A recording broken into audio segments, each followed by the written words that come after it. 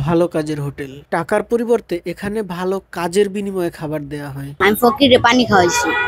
হ্যাঁ, আমরা টাকা তো নেই না, আমরা প্রতিদিন একটা ভালো কাজের হিসাব নেই।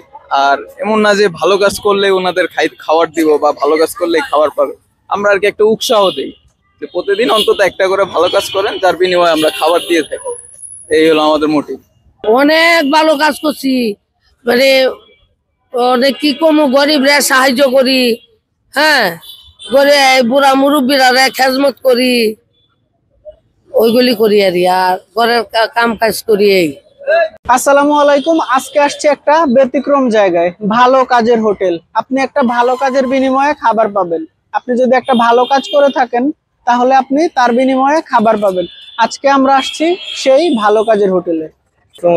আমার নাম রিফাত। ভালো কাজের হোটেল বনানী শাখা। ভালো কাজের বিনিময়ে ফ্রি খাবার খাওয়া যায়। তারা একটা ভালো কাজ করবে, এই আমরা ফ্রি খাওয়াবো। দুপুর 12টা থেকে 3টা পর্যন্ত চলে এই কার্যক্রম। এই হোটেল শুধু অসহায় দরিদ্র দুস্থদের জন্য নয়, যে কোনো ক্ষুধার্ত মানুষ একটা ভালো কাজের বিনিময়ে খেতে পারবে এই হোটেলে। না যে কোনো ভালো কাজ, এমন করো সকালবেলা দেশ থেকে আসছি, আজ কোনো ভালো কাজ করি না, নামাজ করি, এখানে আলে উপকার করি, মানুষের উপকার করি, মানুষের প্রত্যেকটা মানুষের উপকার করে তো নাম নাই।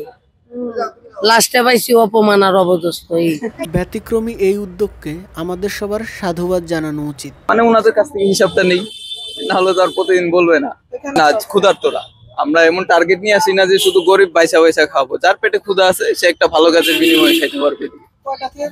এদিকে 1টা থেকে 3:30। আমাদের 3 দিন সাদা ভাত থাকে, সাদা ভাত সবজি ডিম, 3 দিন গুনা খিচুড়ি সবজি ডিম, একদিন স্পেশাল খাবার। এর আগেও খাইছিলাম, অনেকদিন হলো আসি না, দেশে গেছিলাম। এর আগে কি ভালো কাজ করছিলেন? মাঝে না একটা জগ ভরে আনি দেন দিছি, হাতে কাজে বাজারে এনে দেন দিছি, হাতে রাস্তা চেনে নাই, মুখ যাও অমুক রাস্তা।